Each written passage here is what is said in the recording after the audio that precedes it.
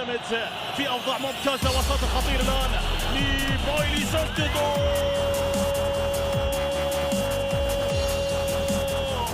مايلي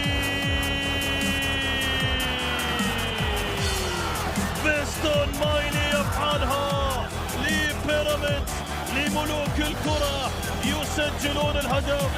يلعب كره سريعه خطير الان، زلاكا قاطع على هذه الكره، سرعه مبهره والان يا الله احمد الشناوي يصنع فرصه هدف ثاني لبيراميدز.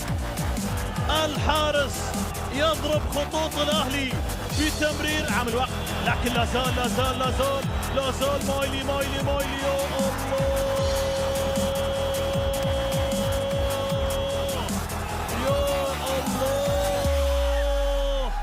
مايلي